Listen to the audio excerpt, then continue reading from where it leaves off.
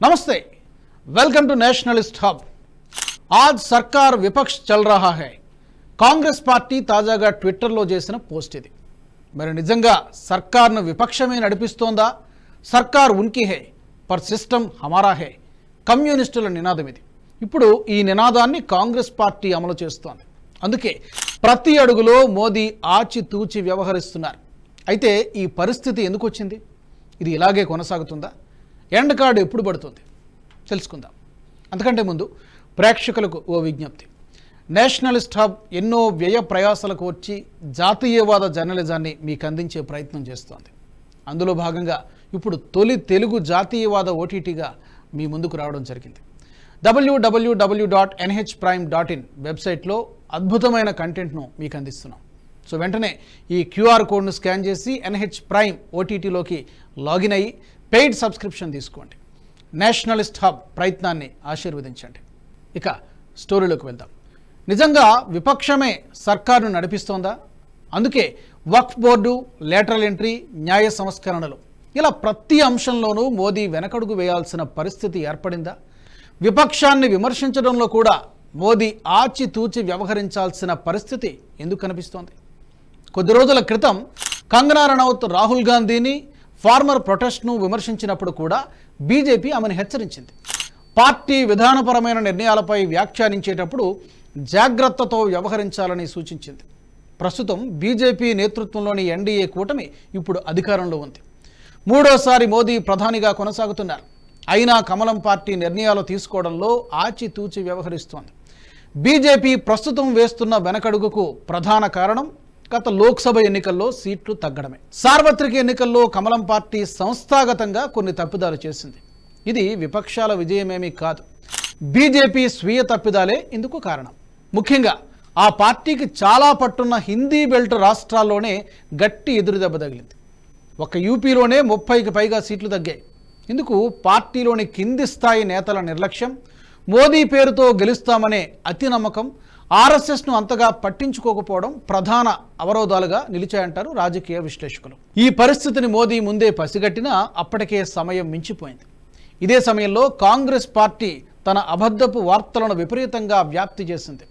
ఏకంగా కేంద్ర హోంమంత్రి అమిత్ షా మాటలనే వక్రీకరించి రిజర్వేషన్లు తొలగిస్తారని విష ప్రచారం చేసింది। దీన్ని అడ్డుకోవడంలో బీజేపీ విఫలం కావడంతో ఎదురుదెబ్బ తప్పలేదు।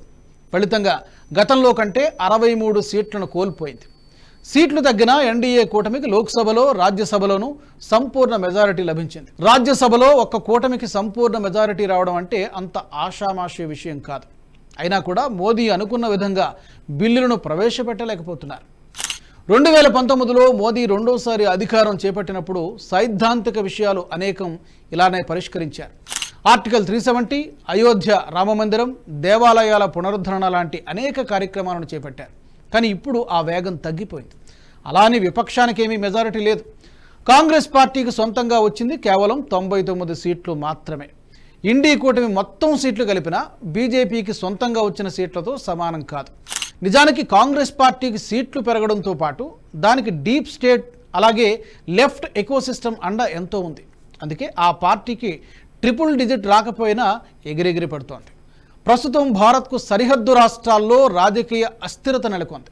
శ్రీలంక, ఆఫ్ఘనిస్తాన్, తాజాగా బంగ్లాదేశ్లో భారత వ్యతిరేక ప్రభుత్వాలు ఉన్నాయి। బంగ్లాదేశ్లో ఇంతకాలం భారత అనుకూల ప్రభుత్వం ఉండేది। కానీ అమెరికా డీప్ స్టేట్ పన్నిన కుట్రలతో అక్కడి షేక్ హసీనా ప్రభుత్వం కుప్పకూలిపోయింది। దీంతో ఇప్పుడు డీప్ స్టేట్ భారత్పై దృష్టి సారించింది। దీంతో విపక్ష పార్టీలన్నీ అమెరికా డీప్ స్టేట్ అండ చూసుకుని రెచ్చిపోతున్నాయి। అందుకే మోదీ వెనక్కి తగ్గుతున్నారు।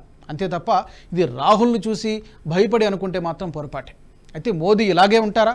భవిష్యత్తులో కఠిన నిర్ణయాలు తీసుకోలేరా అంటే పరిస్థితులు ఎప్పుడు ఒకేలా ఉంటాయని చెప్పలేం।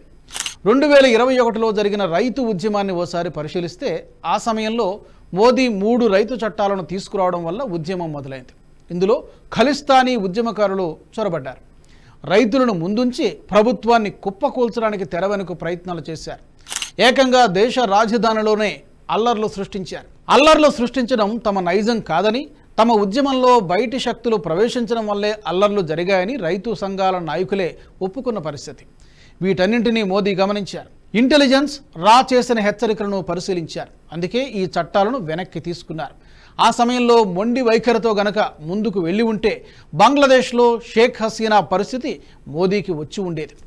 ప్రస్తుతం మోదీ ప్రభుత్వం గతంలోలాగా బలమైన ప్రభుత్వంగా వ్యవహరించాలంటే ఇప్పుడు ఉన్నది ఒకే ఒక దారి, అదే ఎన్నికలు. ప్రస్తుతం హర్యానా, జమ్మూ కాశ్మీర్లో ఎన్నికల నగారం మోగింది. ఇందులో హర్యానాలో బీజేపీ, కాంగ్రెస్ల మధ్య తీవ్రమైన పోటీ నెలకొంది. ఇక్కడ గనుక బీజేపీ మరోసారి అధికారాన్ని చేజిక్కించుకోగలిగితే ఇక కేంద్ర ప్రభుత్వానికి తిరుగుండదనే చెప్పాలి. పార్టీ గనక అక్కడ భారీ మెజారిటీతో గెలుపొందితే ఇక ప్రభుత్వం పూర్తి బలంతో పనిచేయగలుగుతుంది. ఈ విషయంలో బీజేపీకి 2025 చివరి వరకు అత్యంత కీలకమైన సమయం. ఈ ఏడాది చివరిలో మహారాష్ట్రలో ఎన్నికలుండగా 2025లో ఢిల్లీ, బీహార్లో ఎన్నికలున్నాయి. వీటిలో ఢిల్లీ తప్ప మహారాష్ట్ర, బీహార్లు బీజేపీకి కీలకమైన రాష్ట్రాలు. అందులోనూ మహారాష్ట్రలో పార్టీకి టఫ్ ఫైట్ ఉండడంతో ఇక్కడ గెలుపొందితే ప్రజల్లో పూర్తి నమ్మకం ఏర్పడుతోంది.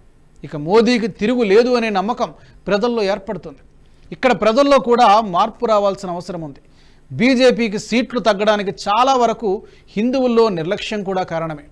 మోదీ ఎలాగో గెలుస్తాడని ఓటు వేయకుండా ఇంట్లో కూర్చున్న వారు చాలామంది ఉన్నారు. ఫలితంగా దేశం క్లిష్ట పరిస్థితుల్లోకి వెళ్ళిపోతోంది.